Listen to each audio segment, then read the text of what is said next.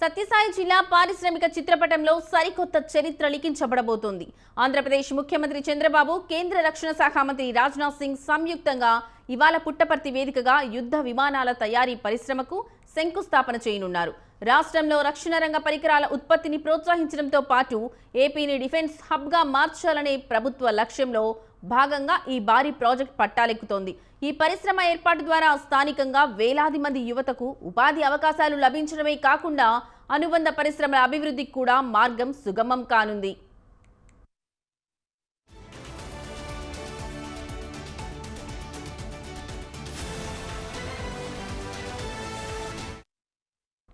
సత్యసాయి జిల్లా పారిశ్రామిక చిత్రపటంలో సరికొత్త చరిత్ర లిఖించబడబోతోంది.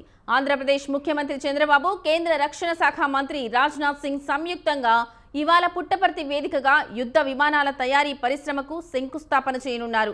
రాష్ట్రంలో రక్షణ రంగ పరికరాల ఉత్పత్తిని ప్రోత్సహించడంతో పాటు ఏపీని డిఫెన్స్ హబ్గా మార్చాలనే ప్రభుత్వ లక్ష్యంలో భాగంగా ఈ భారీ ప్రాజెక్టు పట్టాలెక్కుతోంది. ఈ పరిశ్రమ ఏర్పాటు ద్వారా స్థానికంగా వేలాది మంది యువతకు ఉపాధి అవకాశాలు లభించడమే కాకుండా అనుబంధ పరిశ్రమల అభివృద్ధికి కూడా మార్గం సుగమం కానుంది.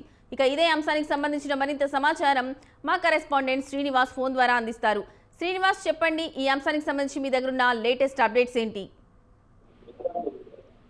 లక్ష్మి, మరికొద్దిసేపట్లోనే ముఖ్యమంత్రి చంద్రబాబు నాయుడు పుట్టపర్తి చేరుకోనున్నారు. ఈ రోజు డిఫెన్స్ అకాడమీకి సంబంధించి ఏఎంసీఏ ఒక ప్రాజెక్ట్ కి శంకుస్థాపన చేస్తున్నారు. కేంద్ర రక్షణ శాఖ మంత్రి రాజ్నాథ్ సింగ్ తో కలిసి ఈ ప్రాజెక్ట్ ని ముఖ్యమంత్రి చంద్రబాబు నాయుడు ఈ రోజు ప్రారంభించబోతున్నారు. అయితే ఆంధ్రప్రదేశ్ ని అన్ని రంగాల్లోనూ ముందుకు తీసుకెళ్లాలన్నటువంటి ఏదైతే ఆ ఉద్దేశంతో కూటమి ప్రభుత్వం పనిచేస్తుందో దానిలోనే ఇది అంటే ఇలాంటి ఒక ప్రాజెక్ట్ రావడం కూడా ఈ రోజు ఆంధ్రప్రదేశ్ ముఖ చిత్రం మారిపోబోతుంది అని కూడా చెప్పడానికి ఒక అవకాశం కనిపిస్తుంది. ఎందుకంటే రాయలసీమ రతనాల సీమ అని చెప్పినటువంటి పరిస్థితుల నుంచి రాయలసీమ ఉన్నటువంటి పరిస్థితులు భిన్నమైనటువంటి పరిస్థితులను ఎదుర్కొన్నటువంటి పరిస్థితులతో అయితే ఈ రోజు రాయలసీమ మీద పూర్తి స్థాయిలో దృష్టి సారించినట్టు కూడా తెలుస్తుంది. అటు రాయలసీమకి రాయల్ ఎన్ఫీల్డ్ కంపెనీని తీసుకురావడం, అదే తర్వాత ఇప్పుడు ఏఎంసీఏని తీసుకురావడం ద్వారా కూడా రాయలసీమలో పెద్ద ఎత్తున ముందుకెళ్తున్న పరిస్థితి కనిపిస్తుంది. అంతేకాకుండా జల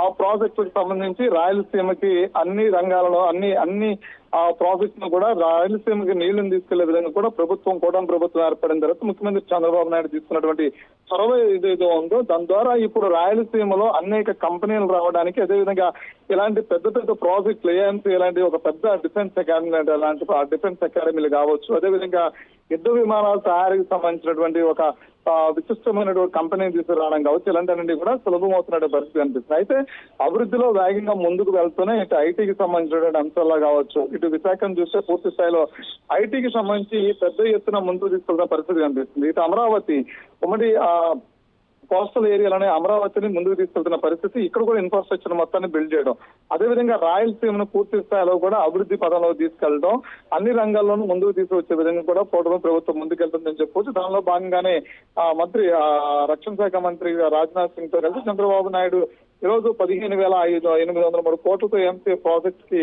శంకుస్థాపన చేస్తారు. దీని ద్వారా రాష్ట్రంలోనే అంటే ఆ ప్రాంతంలో ఉన్నటువంటి స్థానికంగా ఉన్నటువంటి చదువుకున్నటువంటి యువతరందరూ వాళ్ళకి 7,500 మందికి ఉద్యోగ అవకాశాలు కూడా దీని ద్వారా కలిసినటువంటి అవకాశం ఉంది. అయితే ఉద్యోగ అవకాశాలు ఉన్నటువంటి ప్రతి కంపెనీని కూడా ఆంధ్రప్రదేశ్ ఆహ్వానించడమే కాకుండా ప్రతి కంపెనీలోనూ పెట్టుబడులదారులు ఎవరైతే వస్తున్నారో రాష్ట్రానికి యువతకి ఉపాధి కల్పించే విధంగా కూడా ముందు అంటే అన్ని కోణాలను అన్ని రంగాల్లోనూ ఉన్నటువంటి యువతను ప్రోత్సహించడము, వాళ్ళకు ఉద్యోగాలు కల్పించేటువంటి విధంగా కూడా ప్రభుత్వం చొరవ తీసుకు ముందుకెళ్తుందని కూడా చెప్పుకోవచ్చు. Right Srinivas, thank you.